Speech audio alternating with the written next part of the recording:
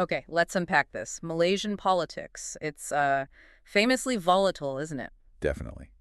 Characterized by these frequent, often unpredictable shifts. Like a political carousel, you could say. The music's always changing. That's a good way to put it. But what if we could, cut through the usual noise, the feelings, the gut instincts? And get a harder perspective. Exactly, and a cold, hard, data-driven perspective, and that's what we're doing today in this deep dive. You, our listener, actually shared some fascinating material looking at this through, well, artificial intelligence. Right. Specifically, looking at the probability of Prime Minister Anwar Ibrahim's MADANI government getting a second term. Mm-hmm. And what's really fascinating here is how these sources use this advanced AI analytical framework to evaluate that very probability. So our mission today is... Our mission today is basically to pull out the most important nuggets of knowledge, the key insights from this AI's perspective. We're diving into things like the economy, public sentiment, coalition dynamics. And just the sheer politics of survival, right? In a country where governments sometimes change incredibly fast. Faster than fashion trends, as the saying goes. Okay, so let's start with the current state of play. What's the AI telling us about why a second term might actually be possible for the Madani government? Where's the good news, so to speak? Well, the AI sensors, as they call them, picked up some interesting signals. We see PM Anwar's approval rating, for instance, has seen a pretty significant uptick. Well, really? How much? It hit a respectable 55% in May 2025. That's a big jump from 3% back in June 2024. Wow, okay. That is noticeable. And the federal government itself, the Madanai Government Coalition, also climbed, up to 50% approval according to Merdeka Center data from June 2025. That's a significant shift, especially given all the political turbulence Malaysia's seen recently. What does the AI think is behind this surge? Well, the analysis attributes this rise to perceived political stability, which, let's face it, has been a rare commodity there lately. Very rare. And also the early rumblings of institutional reforms, things like the revived Parliamentary Services Act 2025. Right. Remind us what that act does again. It's a key reform designed to give Parliament more autonomy from the executive branch. It signals, according to some of these sources, a kind of return to principled governance. Interesting. And how's the economy looking from the AI's viewpoint? Do the numbers match the sentiment? Economically, well, Malaysia isn't exactly galloping ahead, but it's not limping either. Let's put it that way. Okay. GDP growth hit 4.4% in Q1 2025. And inflation actually eased to a three-year low of 1.4% in March 2025. So what's driving that? It seems to be largely thanks to robust domestic demand, fueled partly by things like a minimum wage hike, up to RM 1700, and some strategic festive aid packages. Makes sense. The government's efforts to attract foreign investment, implement structural economic reforms, those have also been noted by the AI. But there are always headwinds, right? Always. External factors, global trade uncertainties, they might temper GDP growth. The AI projects maybe 3.5% to 4.5% in 2025. The World Bank, for instance, revised Malaysia's 2025 GDP growth forecast down slightly to 3.9%, citing global trade barriers. Okay. Now, beyond the domestic stuff, what about Anwar's international activities? Does the AI see his diplomatic efforts helping his chances back home? Absolutely. Yeah, his foreign policy adventures have certainly generated some positive buzz. Like what specifically? Well, hosting President Xi Jinping, chairing ASEAN in 2025. These things undoubtedly burnish Malaysia's international image. They've secured new investment deals, trade cooperation. It's a classic move, isn't it? Bolstering the domestic image via the international stage. It is, and the sources draw comparisons to, Mahathir Mohamad's glory days back in the 1980s. Interesting parallel. And if you connect this to the bigger picture, the AI identifies what it calls structural advantages for the Madani government. Structural advantages, meaning? Things like improving stability metrics, the coherence of its economic framework. It has measurable objectives, and also what the AI terms coalition mathematics. Coalition mathematics. Sounds complex. It just means the broad base of the coalition provides a kind of electoral insurance. If one party stumbles, others can potentially compensate. It's like political diversification. Okay, I get it. Spreading the risk. But here's where it gets really interesting, I think. Despite these positives, the AI also flags some pretty big obstacles. It says a second term is definitely no cakewalk. Absolutely not. So what are the biggest challenges the AI is highlighting? Well, the path to a second term is definitely paved with challenges. The cost of living remains the undisputed heavyweight champion of public concern. Still the #1 issue. by far. Even though inflation has slowed, the daily grind, making ends meet, that's still top of mind for most people. Right. And this raises a really important question.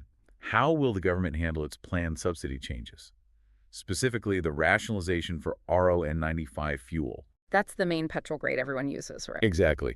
And also the expansion of the sales and services tax. These moves are seen as necessary, fiscally speaking. But politically explosive. Extremely. The AI literally describes them as economic hand grenades ticking in the public consciousness. Wow. So the government's communication strategy around these, let's face it, painful adjustments will be absolutely critical. We saw the kind of noise, as the AI puts it, around the diesel subsidy cuts in 2024. Yeah, that wasn't smooth. And as one rather cynical AI apparently quipped, you can't eat GDP figures. Huh.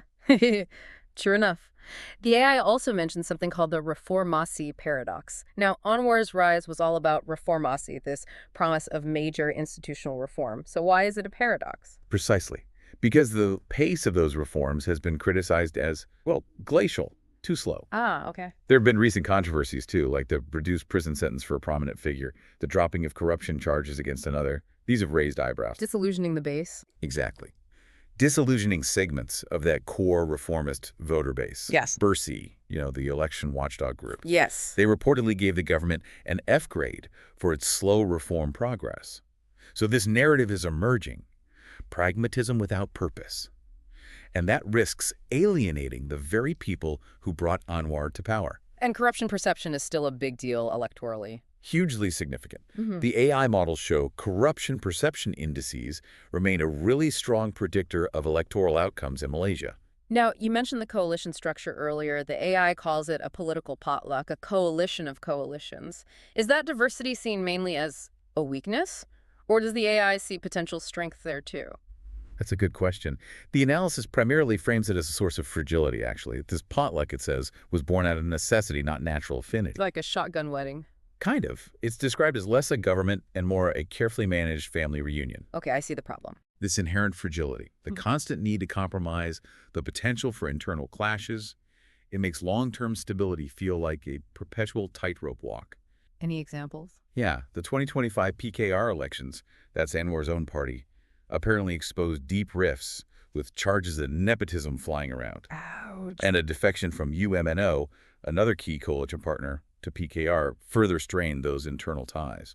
Plus, winning broader Malay support, that remains a huge uphill battle for Perikatan Harapan specifically. Yeah. And that's a crucial demographic. Right. And what about the opposition, Perikatan Nasional mainly? How does the AI size them up? Are they a serious threat? Oh, they're far from a toothless tiger. Definitely a serious threat. Okay. They've shown considerable electoral strength in recent state elections, and they are relentlessly exploiting public unhappiness over the economy and any perceived government shortcomings. What's their main strategy? It really hinges on highlighting the MADANI government's weaknesses, particularly the perception that it isn't adequately addressing Malay concerns or delivering fast enough on reforms. Playing on those vulnerabilities.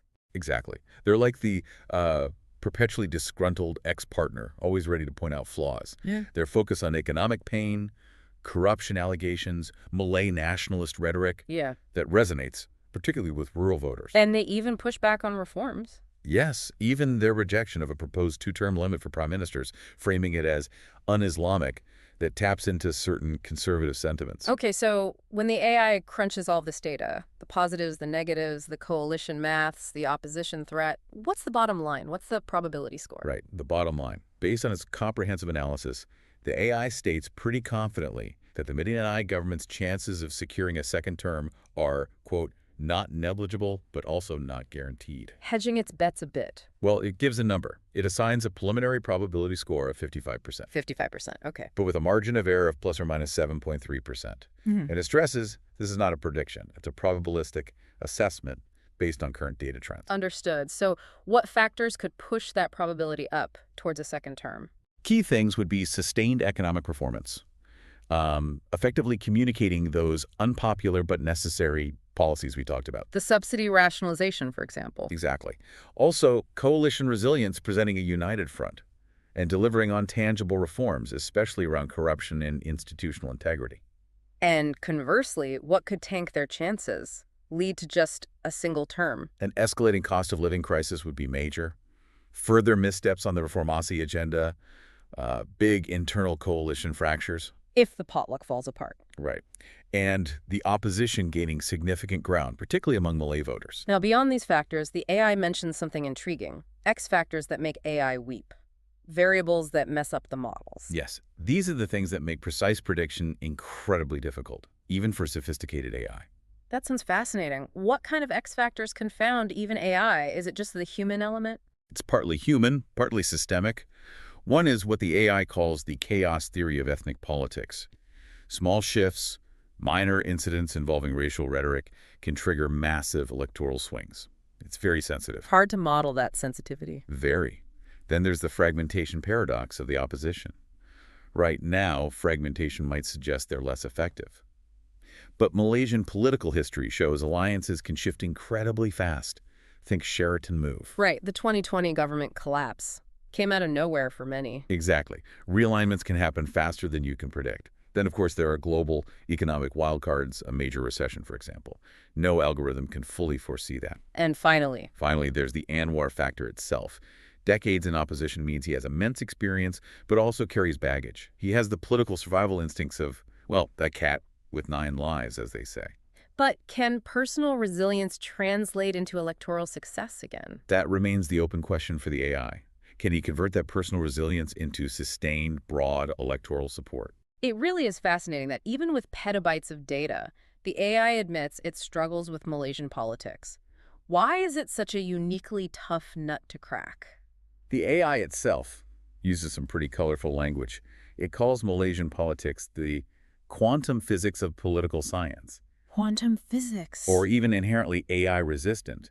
It suggests it operates under the principle of maximum entropy, Meaning? meaning the system is so unpredictable that often the most unlikely scenarios are the ones that actually happen, which makes traditional forecasting models really struggle. How do you model a system where stable-seeming governments collapse overnight? Exactly. Or where opposition leaders finally become prime minister after decades of trying, or where huge corruption scandals sometimes don't end careers. These are data points that just confound standard predictive models. And there's the urban-rural divide, too. Yes, the AI notes what it calls the Kuala Lumpur global effect. Policies that play well in the capital might completely miss the mark, or even backfire in crucial rural areas. That disconnect is a persistent challenge to factor in. So, we've heard the AI's deep dive. Can Prime Minister Anwar's MADANI in government actually secure that second term? The AI seems to land on a cautiously optimistic probably yes, Probably yes, but with caveats longer than a Malaysian highway traffic jam. I like that description. yeah, from the AI's perspective, the government represents, let's use their technical term, medium-term political sustainability with high variance potential. Which is a fancy way of saying. It could go either way, but the odds are slightly in favor of survival right now. And the AI's final advice to the government. Focus on delivering measurable economic improvements people can feel, and maintain that coalition stability. Keep the potluck together. Makes sense. And perhaps cheekily, it suggests investing in better polling technology. Because even the smartest AI sometimes needs to just ask people what they're actually thinking. Huh, good point.